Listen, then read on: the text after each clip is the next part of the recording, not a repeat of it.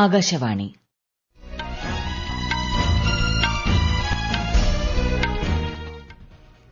നമസ്കാരം. വാർത്തകൾ വായിക്കുന്നത് സീന ആന്റണി.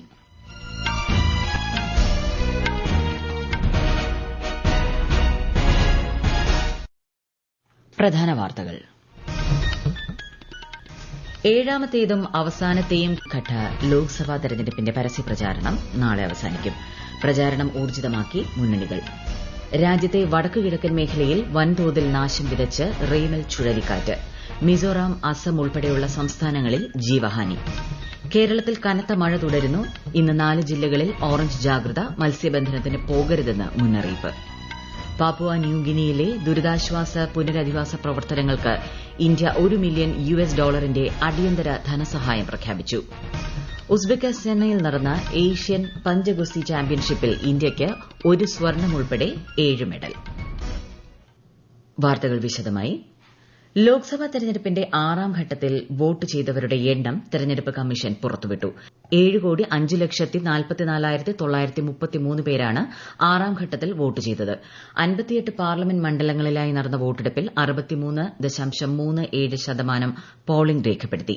മൊത്തം വോട്ടുകളുടെ എണ്ണത്തിനൊപ്പം പോസ്റ്റൽ ബാലറ്റുകളുടെ എണ്ണവും കൂടി ചേർത്താൽ മാത്രമേ അന്തിമ പോളിംഗ് ശതമാനം ലഭ്യമാകൂ. 7ാം ഘട്ട ലോക്സഭാ തെരഞ്ഞെടുപ്പിന്റെ പരസ്യ പ്രചാരണം നാളെ അവസാനിക്കും. ഉത്തർപ്രദേശ്, പഞ്ചാബ് എന്നിവിടങ്ങളിൽ 13 വീതവും പശ്ചിമ ബംഗാളിൽ 9ഉം ബീഹാറിൽ 8ഉം ഒഡീഷയിൽ 6ഉം ഝാർഖണ്ഡിൽ 3ഉം ഹിമാചൽ പ്രദേശിൽ 4ഉം ചണ്ഡിഗഡിലെ 1 സീറ്റിലുമാണ് ജൂൺ 1-ന് അവസാന ഘട്ടത്തിൽ വോട്ടെടുപ്പ് നടക്കുന്നത്. വിശദാംശങ്ങൾ. 7ാം ഘട്ട ലോക്സഭാ തിരഞ്ഞെടുപ്പിനുള്ള പ്രചാരണം ഊർജിതമായി മുന്നേറുന്നു. പ്രമുഖ നേതാക്കൾ മണ്ഡലങ്ങളിൽ പര്യടനം തുടരുകയാണ്. പ്രധാനമന്ത്രിയും മുതിർന്ന ബിജെപി നേതാവുമായ നരേന്ദ്രമോദി ഇന്ന് പശ്ചിമബംഗാൾ, ഒഡീഷ സംസ്ഥാനങ്ങളിൽ വിവിധ മണ്ഡലങ്ങളിൽ പ്രചാരണം നടത്തും. പശ്ചിമബംഗാളിലെ മഥുരാപൂർ, ഒഡീഷയിലെ മയൂർഭഞ്ച്, കേന്ദ്രപാഡ, ബാലസോർ മണ്ഡലങ്ങളിൽ അദ്ദേഹം പ്രചാരണം നടത്തും. കേന്ദ്ര ആഭ്യന്തരമന്ത്രിയും ബിജെപിയുടെ മുതിർന്ന നേതാവുമായ അമിത് ഷാ ഇന്ന് ഉത്തർപ്രദേശിലെ മഹാരാജ്ഗഞ്ച്, ബലിയ, ദേവരിയ, ഗാസിപൂർ, റോബർട്ട്ഗഞ്ച് എന്നിവിടങ്ങളിൽ തിരഞ്ഞെടുപ്പ് പരിപാടികളിൽ പങ്കെടുക്കും. ബിജെപി അധ്യക്ഷൻ ജെ.പി. നഡ്ഡ ഝാർഖണ്ഡിലും പശ്ചിമബംഗാളിലും വിവിധ പരിപാടികളിൽ പങ്കെടുക്കും. ഹിമാചൽ പ്രദേശിലെ ഹമീർപൂർ ഉൾപ്പെടെ 3 ഇടങ്ങളിലാണ് AICC general secretary Priyanka Gandhi ഇന്നലെ പ്രചാരണം നടത്തിയത്. കോൺഗ്രസ് നേതാവ് രാഹുൽ ഗാന്ധിയും സമാജ്വാദി പാർട്ടി അധ്യക്ഷൻ അഖിലേഷ് യാദവും വാരാണസിയിലെ മോഹൻസരായ് മേഖലയിൽ പ്രചാരണ റാലിയെ അഭിസംബോധന ചെയ്തു. രാഹുൽ ഗാന്ധി നാളെ ഝാർഖണ്ഡിലെ ധുംകയിൽ പ്രചാരണത്തിനിറങ്ങും. ഉപതെരഞ്ഞെടുപ്പ് നടക്കുന്ന ഉത്തർപ്രദേശിലെ ധുതി നിയമസഭാ മണ്ഡലത്തിൽ സമാജ്വാദി പാർട്ടി അധ്യക്ഷൻ അഖിലേഷ് യാദവ് ഇന്ന് പ്രചാരണം നടത്തും. റോബർട്ട്ഗഞ്ച്, മിർസാപൂർ ലോക്സഭാ മണ്ഡലങ്ങളിലും അദ്ദേഹം പൊതുപരിപാടികളിൽ പങ്കെടുക്കും. കുശിനഗറിൽ നടത്തുന്ന റോഡ് ഷോയിൽ ഭാര്യ ഡിംപിൾ യാദവ് സന്നിഹിതയായിരിക്കും. News desk, Akashvani. വനിതാ സംവരണ ബിൽ, മുത്തലാഖ്, ഭാരതീയ ന്യായ് സംഹിത ബില്ലുകൾ എന്നിവ ഉൾപ്പെടെയുള്ള സുപ്രധാന നിയമനിർമ്മാണങ്ങളുടെ പേരിലായിരിക്കും 17ാം ലോക്സഭ അറിയപ്പെടുകയെന്ന് ലോക്സഭാ സ്പീക്കർ ഓം ബിർള. ഈ നിയമങ്ങൾ രാജ്യത്തെ മുന്നോട്ട് നയിക്കുമെന്നും അനിവാര്യമായ മാറ്റങ്ങൾ കൊണ്ടുവരുമെന്നും അദ്ദേഹം വ്യക്തമാക്കി. ന്യൂഡൽഹിയിൽ ആകാശവാണി വാർത്തകളോട് സംസാരിക്കുകയായിരുന്നു അദ്ദേഹം. ത്രിദിന സന്ദർശനത്തിനായി പ്രധാനമന്ത്രിയും ബിജെപിയുടെ മുതിർന്ന നേതാവുമായ നരേന്ദ്രമോദി നാളെ കന്യാകുമാരിയിലെത്തും. തുടർന്ന് വിവേകാനന്ദ പാറയിൽ സന്ദർശനം നടത്തുന്ന അദ്ദേഹം സ്വാമി വിവേകാനന്ദൻ ധ്യാനത്തിലിരുന്ന ധ്യാൻ മണ്ഡപത്തിലും സമയം ചെലവഴിക്കും. വിദേശകാര്യ സഹമന്ത്രി വി മുരളീധരൻ ലിബിയൻ രാഷ്ട്രീയകാര്യ ഉപമന്ത്രി എച്ച്. മുഹമ്മദ് ഖലീൽ ഇസയുമായി ന്യൂഡൽഹിയിൽ കൂടിക്കാഴ്ച നടത്തി. ഇരു രാജ്യങ്ങളും തമ്മിലുള്ള ഉഭയകക്ഷി ബന്ധം ശക്തിപ്പെടുത്തുന്നതിനുള്ള കാര്യങ്ങൾ കൂടിക്കാഴ്ചയിൽ ചർച്ചയായി. ഇന്ത്യ ലിബിയ സഹകരണം കൂടുതൽ മെച്ചപ്പെടുത്താനുള്ള തുടർ നടപടികളിലും ചർച്ച നടന്നതായി ശ്രീ വി മുരളീധരൻ സമൂഹമാധ്യമത്തിൽ കുറിച്ചു. റെയ്മൽ ചുഴലിക്കാറ്റ് വടക്കുകിഴക്കൻ മേഖലയിൽ ജനജീവിതത്തെ സാരമായി ബാധിച്ചു. കൊടുങ്കാറ്റിൽ മിസോറാമിൽ 23-ലേറെ പേരും അസമിൽ 3ഉം മേഘാലയയിൽ ഒരാളും കൊല്ലപ്പെട്ടു. ശക്തമായ കാറ്റിൽ മരങ്ങളും വൈദ്യുതി പോസ്റ്റുകളും കടപുഴകി. പലയിടങ്ങളിലും മണ്ണിടിച്ചിലുണ്ടാവുകയും വൈദ്യുതി ഇന്റർനെറ്റ് ബന്ധം താറുമാറാകുകയും ചെയ്തു. മിസോറാമിൽ ക്വാറി തകർന്നാണ് 23 പേർ കൊല്ലപ്പെട്ടത്. 9 പേരെ കാണാതായി. മരിച്ചവരുടെ കുടുംബാംഗങ്ങൾക്ക് മുഖ്യമന്ത്രി ലാൽ ദുഹോമ 4 ലക്ഷം രൂപ ധനസഹായം ധനസഹായം പ്രഖ്യാപിച്ചു. മിസോറാമിൽ പല റോഡുകളിലും ഗതാഗതം തടസ്സപ്പെട്ടു. കനത്ത മഴയുടെ പശ്ചാത്തലത്തിൽ എല്ലാ സ്കൂളുകൾക്കും സർക്കാർ ഓഫീസുകൾക്കും ഇന്നലെ അവധി നൽകി.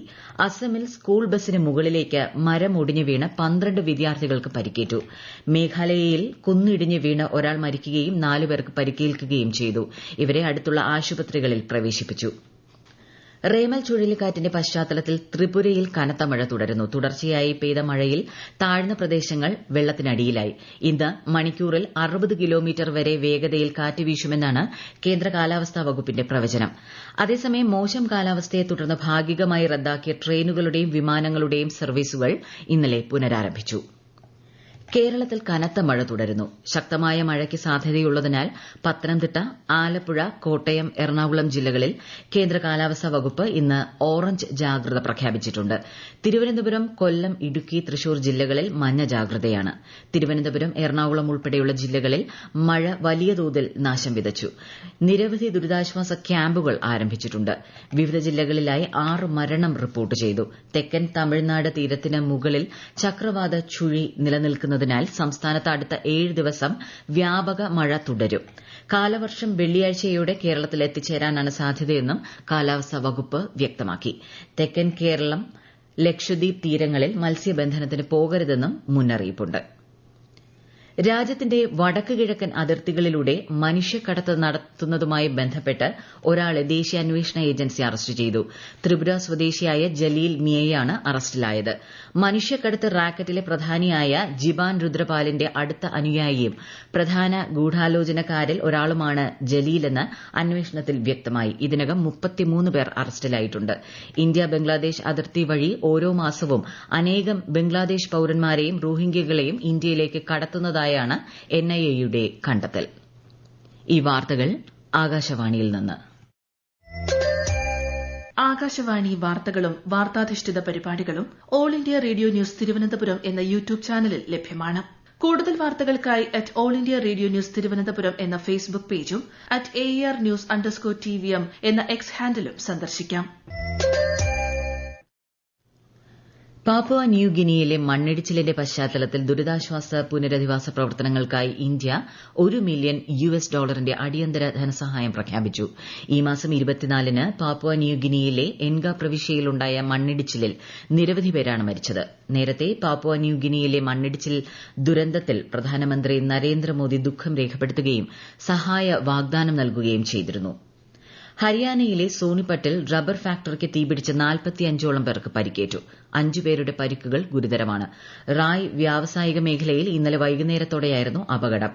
പരിക്കേറ്റവരിൽ ഏറെയും കമ്പനിയിലെ ജീവനക്കാരായിരുന്നുവെന്ന് പോലീസ് അറിയിച്ചു. ഇവരെ അടുത്തുള്ള ആശുപത്രികളിൽ പ്രവേശിപ്പിച്ചു. തീപിടുത്തത്തിന്റെ കാരണം വ്യക്തമല്ല.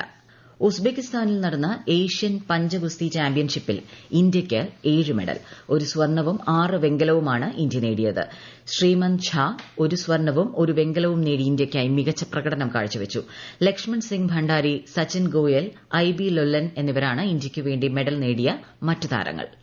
ഫ്രഞ്ച് ഓപ്പൺ ടെന്നീസിൽ ഇന്ത്യൻ താരങ്ങളായ രോഹൻ ബൊപ്പണ്ണയും യുഗി ഭാംബ്രിയും പുരുഷ ഡബിൾസ് ആദ്യ റൌണ്ടിൽ ഇന്ന് മത്സരത്തിനിറങ്ങും.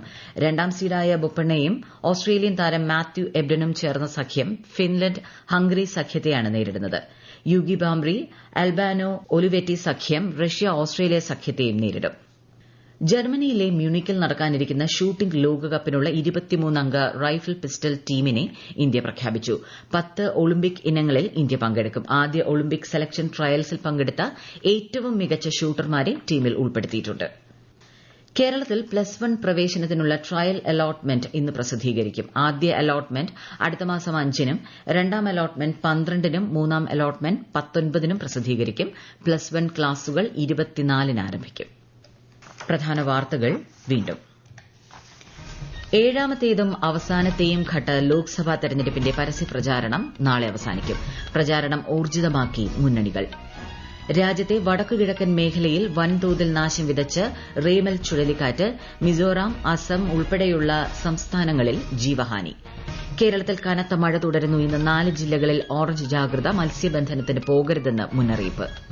പാപ്പുവ ന്യൂ ഗിനിയിലെ ദുരിതാശ്വാസ പുനരധിവാസ പ്രവർത്തനങ്ങൾക്ക് ഇന്ത്യ $1 മില്യൺ അടിയന്തര ധനസഹായം പ്രഖ്യാപിച്ചു. ഉസ്ബെക്കിസ്ഥാനിൽ നടന്ന ഏഷ്യൻ പഞ്ചഗുസ്തി ചാമ്പ്യൻഷിപ്പിൽ ഇന്ത്യയ്ക്ക് 1 സ്വർണം ഉൾപ്പെടെ 7 മെഡൽ. വാർത്തകൾ കഴിഞ്ഞു. അടുത്ത വാർത്താ പ്രക്ഷേപണം ഉച്ചയ്ക്ക് 12:30.